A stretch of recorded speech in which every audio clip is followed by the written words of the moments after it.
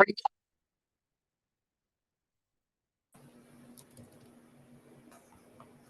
evening, everybody. Kavod Harav, how are you? Baruch Hashem, thank you. Baruch Hashem.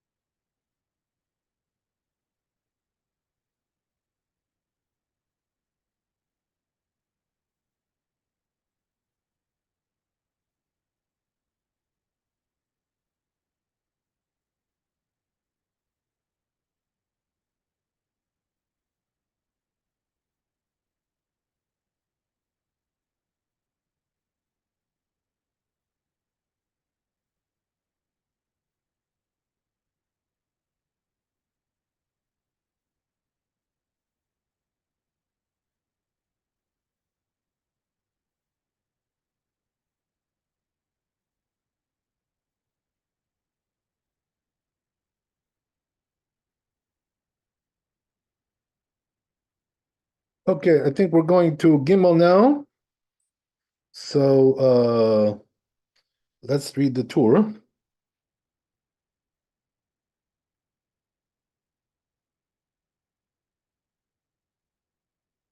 It says the Torah like this: "V'lo yadlikena cheresh shoteh v'katan." It shouldn't be lit by somebody who's deaf mute or somebody who's retarded or somebody who's a child. Aval isha madliket, but the woman can light. She'af hi hayta benes v'chayevet ba. Because they were also involved in the miracle, and therefore they are obligated to observe the holiday. Okay, that's what it says in the Torah.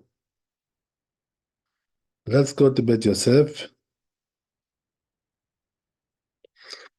says in Bet Yosef, Sham Gemara, right? Where's the source for this? In the Gemara there in the Shabbat, Chaf Gimel Amud Aleph. V'hashta de Aminam, and now that we say Hadlaka ose mitzvah, that the lighting is the mitzvah. Hidlika cheresh shoteh v'katan. So if it was lit by somebody who is a deaf mute or somebody who's retarded or somebody who is a child, lo asaklum, they really haven't done anything. Because these people, the reason why they're not qualified is because they're absolved from these things. So therefore, they're not really a part of the mitzvah.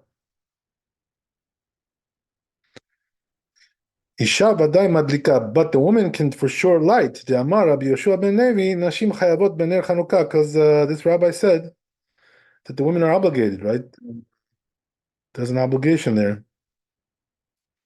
She'av hen hayu beltanes, because they were also involved in the miracle.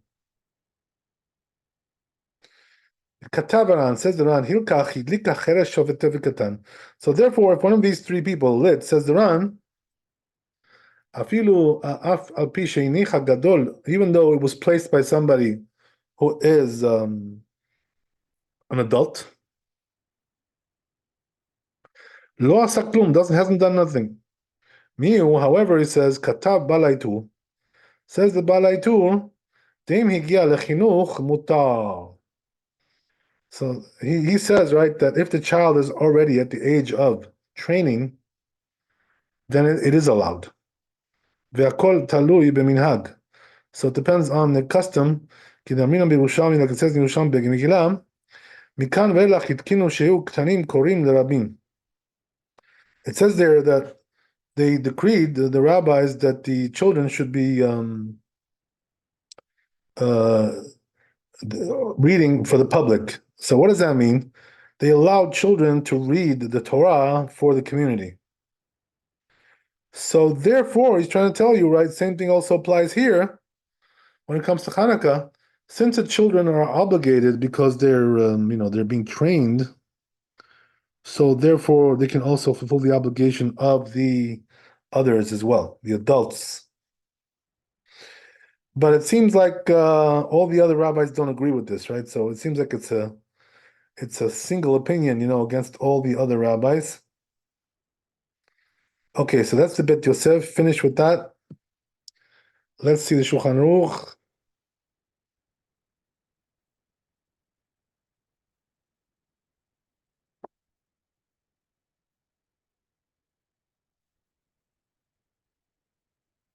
So says Shulchan Aruch, Aisha madleket ner Chanuka, right? The woman does light the Hanukkah candles. Af hi chayevet ba, because she's also obligated, right? That's the thing. There has to be an obligation. אבל אם הדליקה אחרת שעובד כתב קטן, but if it was lit by one of these three, right? The child, the retard, and the one who is deaf mute, lo asa klum, that doesn't done nothing. אף על פי שהניחה גדול, and even though it was placed by an adult, that doesn't make any difference.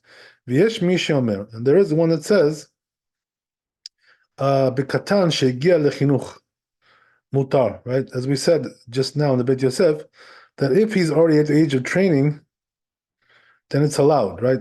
We already mentioned in the past, right, that what's the age of training? Like 6 or 7. That's where we get to the training. So, that would be the age that we're talking about here. So says the Rama, but the halacha is not like that, right? The halacha is that we don't allow them.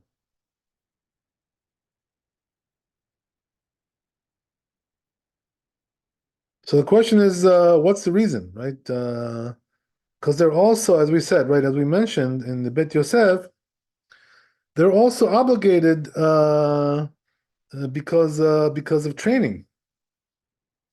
So then why can't they fulfill the obligation of the adults? So the answer is, if I'm not mistaken, the answer is that although there is an obligation there, but the truth is the obligation is really on the parent. It's not really on the child. In other words, the parent is obligated to train his child. What does that mean, the parent? The father, right? Not the mother. The father is obligated to train his child. The mother is not really obligated. Uh, so um, so really the obligation is on the father and not on the child itself. So it's not exactly the same thing as the adult, who's obligated himself to do the mitzvah.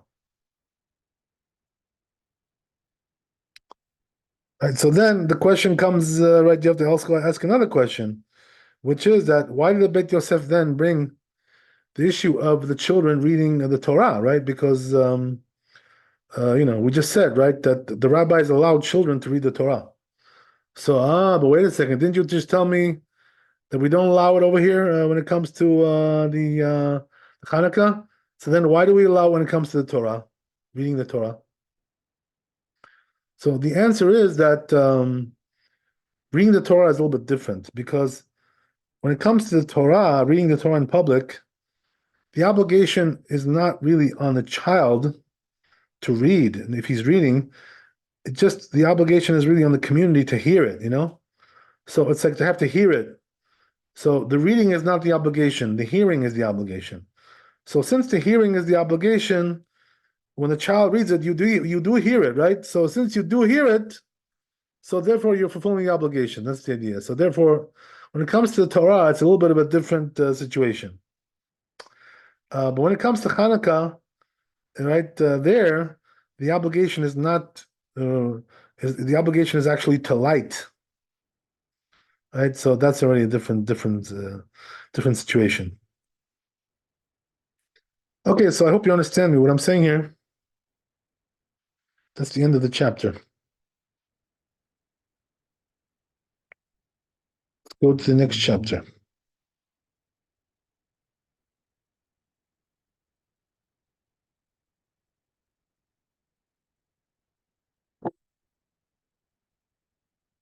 So it says here in the Torah, a madlik belel rishon, right? When you light the first night of Hanukkah, mevarech leadlik ner shel Chanuka, right? You bless this blessing, right? She'asa nisim, and then she'asa nisim, and then Shechianu, right? So you do 3 blessings the first night. Right. So now I'm going to ask you a question, right? I'll tell you something really funny. This Hanukkah, when I saw the rabbi in the shul, lighting the candles, he had a little bit of a problem.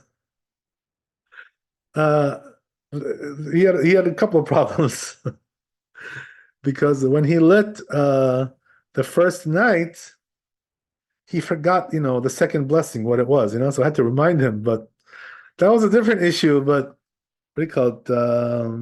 Shastani Sim, right? He forgot it. It happens, what can you do? That's the way it is. He's probably been doing it for 50 years already, but people forget, that's the way it goes. So anyway, right? But there was also another problem. The problem was that when he said, right, Leadlik Ner Shel Chanuka, so then after he lit, right, I told him, I said, Rabbi, it's a Leadlik Ner Chanuka, not Shel Chanuka. So he says, but wait a second, but it's written Shel Chanuka. I said, no, that's for Ashkenazim. So the truth is, right, that very good.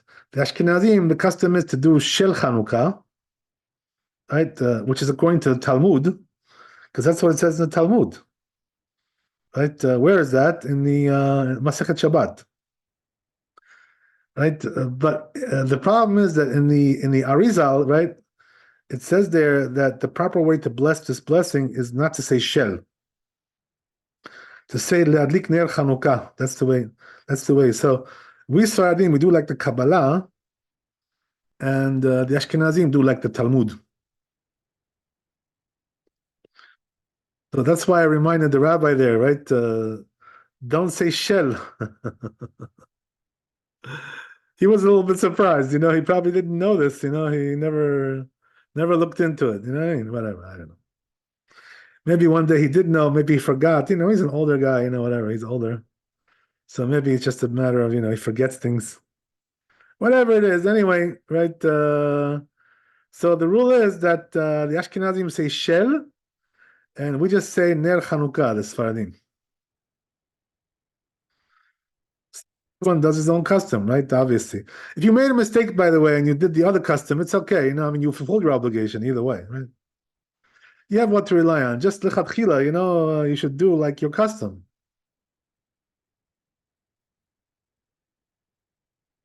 Okay, very good. So let's go on. So he says, ואם לא בירך זמן בליל ראשון, כתב אדוני אבי ארוסל בתשובה, דנברך בליל ב' או מתי שיזכור. What about if you forgot the first night Shechianu, didn't say Shechianu? So he brings the Rosh here, who says that you can also say it on the second night or the subsequent nights. So if you forgot the first night, you still have time to make it up, and say it on the other nights. Shechianu. That's the way it goes. So yeah, same thing applies over here as well. And applies also in many other mitzvot, that when we say Shechianu, if you forgot, right, the first time, you can do it the next time. Right? What's an example? For instance, right, on Megillah, right? If you're reading the Megillah, you're supposed to do Shechianu the first night, right? At night. If you forgot at night, what you do is you do it in the morning, right? When you read in the morning. So same thing over there, if you forgot at night, you go to the morning, you still have a chance to make it up until the holiday's over. Once the holiday's over, there's nothing you can do, right? We're done, right? That's it. So don't do it today, right? Don't do Shechianu today. Yeah, that's too late already. The holiday's over. Okay, go on. So then he says, right? Melel Rishon Be'elach Mevarech Shnaim, right? But when it comes to the other nights, right, after the first night, we do two blessings, right? What is that? Right, Leadlik and Shasanisim, right? Two blessings. We don't do Shechianu, right? Shechianu is only once. That's it.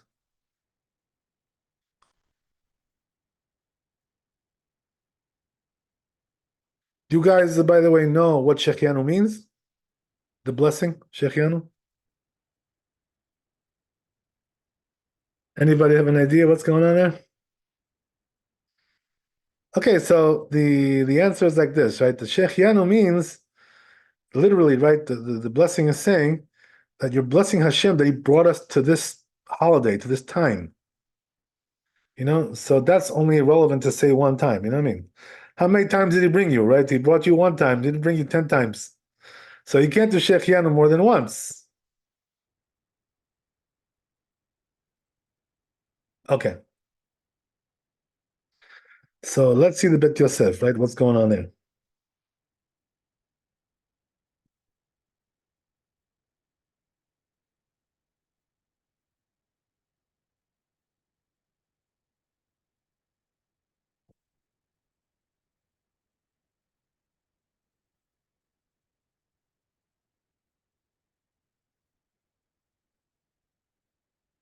It says Bet Yosef regarding this tour, Pashut. So it says it's all there, in the Talmud, right? All this stuff.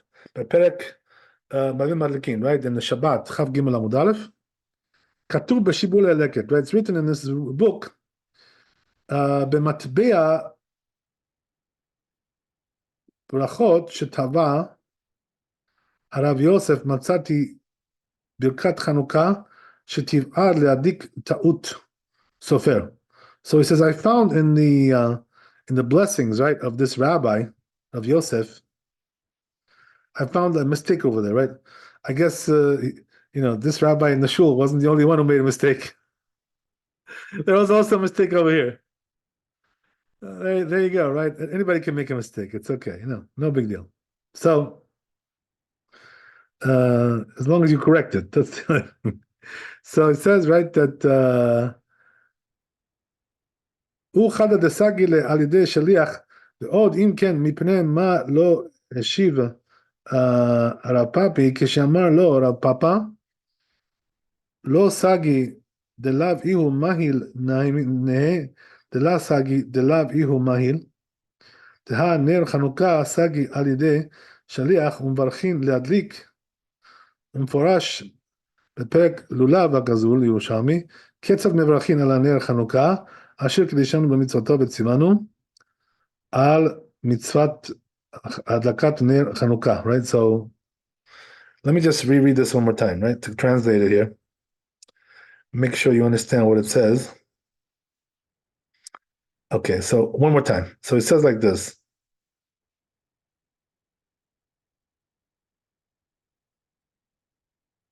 So says this rabbi, right, that I found in this rabbi's book, whatever, his Sidur, found a mistake over there.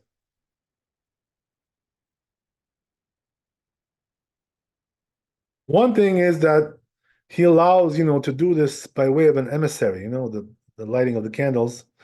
עוד אם כן, מפני מה לא השיב רב פאפי? כשאמר לו רב פאפה, לא סגי דלאו איהו מהיל, נהה דלא סגי דלאו איהו מהיל. תהה נר חנוכה, אשר קדישנו במצוותו וציוונו, על מצוות הדלקת נר חנוכה. So his version of the text was like this, this blessing, which is not the version that we have. A little bit different there. So where is this brought down? The Yerushalmi.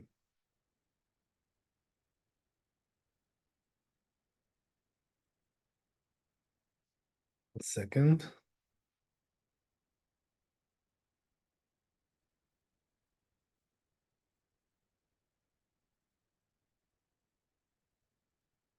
Anyway, so it says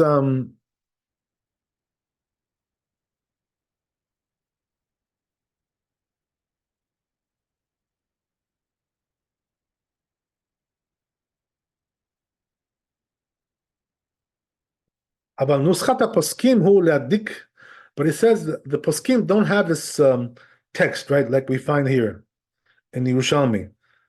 So what's the text of the poskim? Right? Leadlik, right? Like what we do. Not al mitzat hadlakat ner Chanuka, right? Which is a little bit of a little bit of an awkward kind of way of saying it. It's not so awkward, just long, whatever, just a little, right? Redundant, perhaps, whatever. So anyway, right? We do it that way, like the Yerushalmi. We do like what the poskim wrote. This says that's a custom. He says, so that which we said, right, that you can do with the emissary, right? So he says it must be that the shliach, right, the one who's the emissary, has to also contribute some money to the candle. So therefore, he's a part of it, right? Because otherwise, it doesn't work. This whole thing, having an emissary. Anyway, so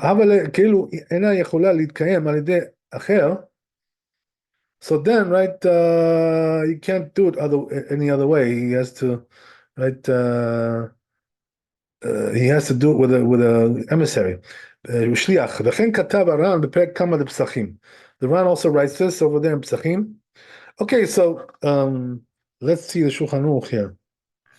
Kavod Harav, I'm sorry. What's the connection between the money and the mistake found? Well, not a mistake, but a different version.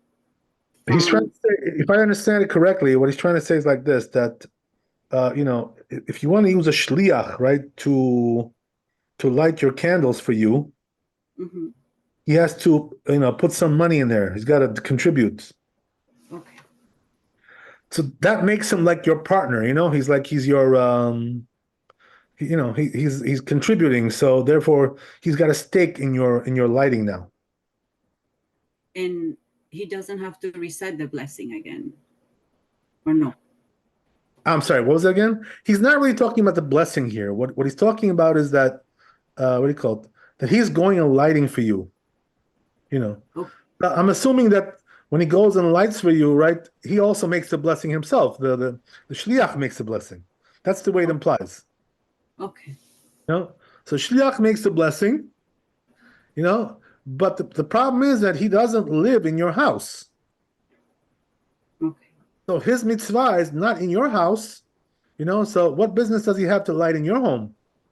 Like the women's Shabbat candles, if you go to visit her in her house, right? Yeah.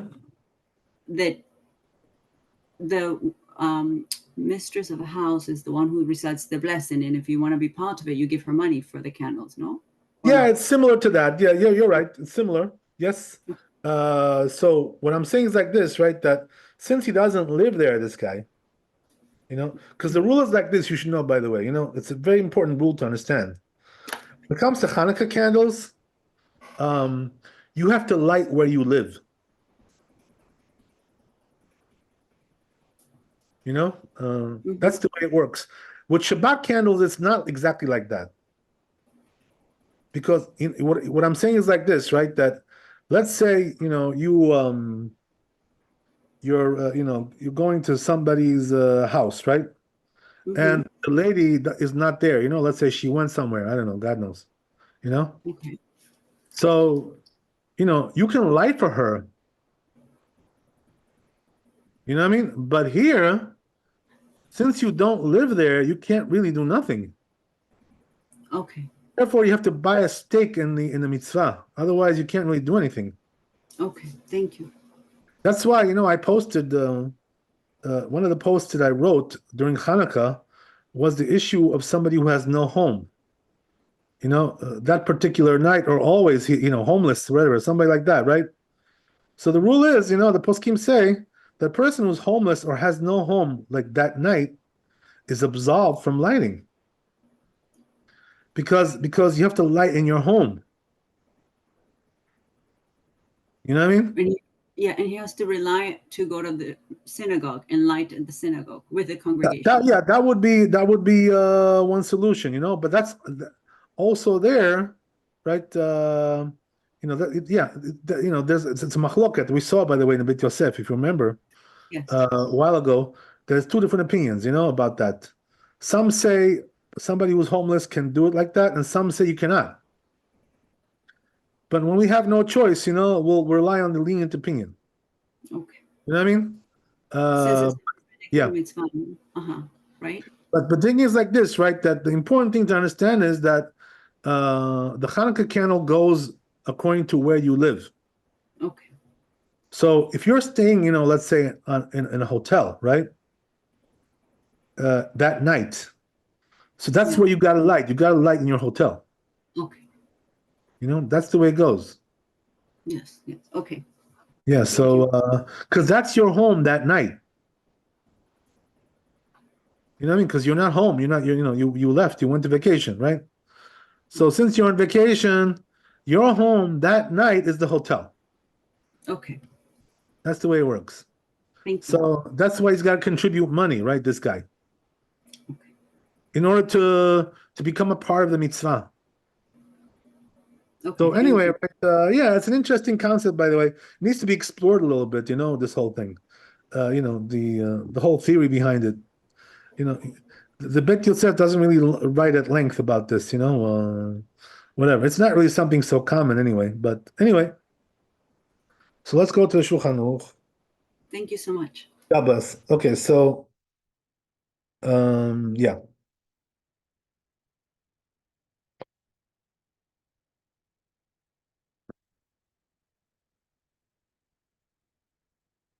So we're going to the next chapter.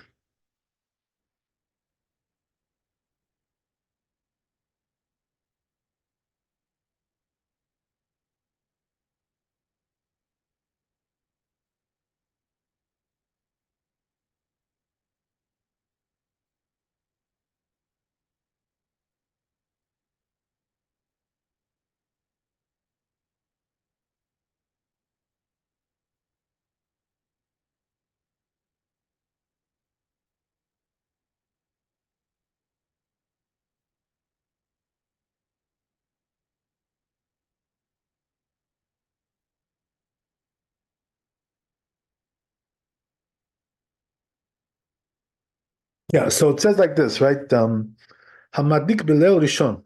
Person who lights on the first night, Mevarech Shalosh Brachot, right? He's got to do three blessings there, right? Leadlik Ner Chanuka. So here, right, the Shulchan Aruch, you see, it doesn't say Shel Chanuka, right? It says Ner Chanuka. Because, he was Sephardi, so probably he already knew this custom that, we don't say Shel.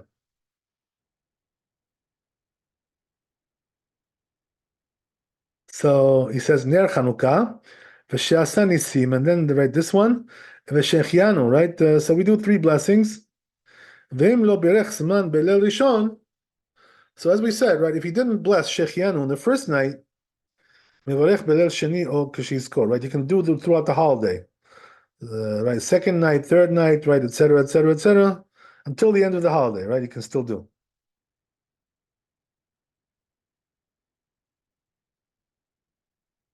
Okay,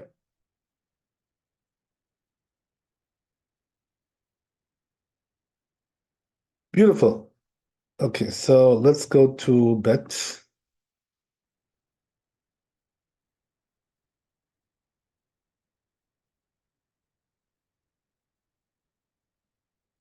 Yeah, so it says in Bet, Shulchan Aruch, Melel Rishon Ve'elach, right, from the first night and onward, right, Mevarech time, you do two blessings. What do you do? Leadlik, right, the first one, V'she'asa nisim, right, second one. So says the Ramah here, right, Vivarech kol habrachot, kodem she'atchil leadlik, right? This is an important thing, by the way, to understand, right? The Ramah says here that you should bless the blessings before you light the Hanukkah candles, right? Not after, right? Some people make this mistake, by the way. You know how it is, right? That first they do the mitzvah and then they do the blessings. And this is the opposite way of what it's supposed to be. So the Ramah reminds you over here, right? So first the blessing and then the mitzvah.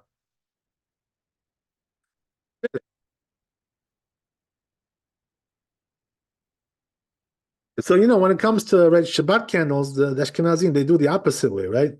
First they light and then they bless. And the Rabbi Maran Shalom, he used to tell us all the time, many times, over and over, right? He drilled it into our head, right? He said, if you're doing it this way, you're making a blessing in vain. Why is that? Because the Rambam says, right, and also many other Rishonim, that when it comes to the blessing of the mitzvah, the rule is right over la'asiyatan, which means that first the blessing comes and then a mitzvah, right? That's the way it's supposed to be. Also with Shabbat candles. So then why do the Ashkenazim do the opposite, right? They do the opposite way. And by the way, some Sephardim also have taken on this custom, which is really bad. If you did, by the way, and you're a Sephardi and you took on this custom, you better change it, right? Next Shabbat, make sure you do teshuvah, right? To make sure you repent and stop doing this. Because, you're making a blessing in vain, right? According to most opinions. So it's a problem. So then why do the Ashkenazim, they do it this way? What's the reason why? So there's all kinds of reasons, that they bring, that the rabbis about this, But the truth is that the problem is, that this custom that the Ashkenazim they do, it wasn't really brought in by rabbis, it was brought in by the ladies. The ladies started to do it this way. And then like it just spread, and all of a sudden it became like the prevailing custom in Ashkenaz, right? But the rabbis never told them to do this way because they knew it was a mistake. So then, what happened over there, right? The ladies started to do it because they had all kinds of mistaken notions, right? Which was that they thought that when you make the blessing, right, you already took on Shabbat, and you can't light anymore. And this is a mistake, by the way. It doesn't work like that, right? Because until you actually light the Shabbat candle, you haven't taken on Shabbat, even according to that opinion, right? There's also another opinion which says you don't take on Shabbat. But even according to the opinion that says you do take on Shabbat, that's only if you already lit, but if you didn't light, you didn't take on Shabbat yet. So there's no problem to light after the blessing, So there was some mistaken notions that they had apparently by these ladies, whatever.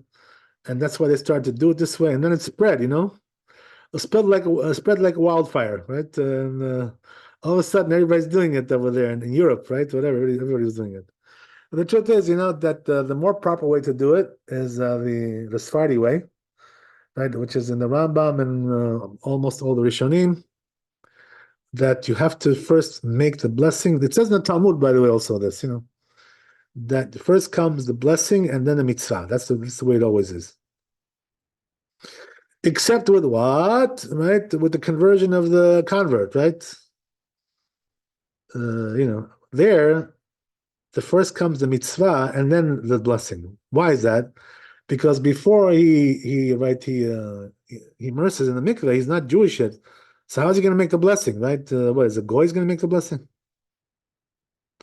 Who commanded you when you're a goy, right, to do these things? So therefore, right, when you're a goy, you can't make the blessing. So therefore, that's why the rabbi said, when it comes to conversion, first it's a mitzvah, the immersion, and then the blessing, right? Not the other way around. Okay. That's the way it goes. So remember that, right? It's an important rule. Kavod Harav, and for Yom Tov also, no? Meaning when you're lighting from pre-existing It applies to everything. Every mitzvah. Every mitzvah. Okay. Same thing, Okay. yeah. Thank you. God bless. Okay, so but here, right, even the Ramah says, right, you should do it this way. Why? Because here, there's no custom even by the Ashkenazim, to first to do first the lighting and then the blessing when it comes to Chanuka, right? There's no custom like that, even by the Ashkenazim. So therefore, right, everybody agrees that here you have to do it the proper way, right? There's. By the way, if you did it the wrong way, what's the rule, right? Let's say you first right did the mitzvah and then you blessed, right? So what's the rule? The rule is you made a blessing in vain, right? You shouldn't have blessed that blessing afterwards. So There's nothing you can do now. I mean, as the Shulchan Aruch says, right? If a person makes a blessing in vain, what do you do, by the way, when you do that? To partially, solve the problem, what we do is we say, right, Baruch Shem Kevod Malchuto Leolam Vaed. So we say that, and it like sort of like justifies the just the name of God that you said in vain. So therefore, right, it does solve the problem somewhat, but not totally, right? So therefore, certainly a person should not rely on that. So if you did make the blessing after the mitzvah, you should say Baruch Shem Kevod Malchuto Leolam Vaed. And then, right, you get it right. Next time, right? Okay. But the truth is, the Ashkenazim have this custom ready for a long time. Like we're talking like, 700 years or something like that. God knows what. So, by them, it's a custom. By the Sfaradim, it's right. It's not a custom. It's right. It's just a mistake. Okay.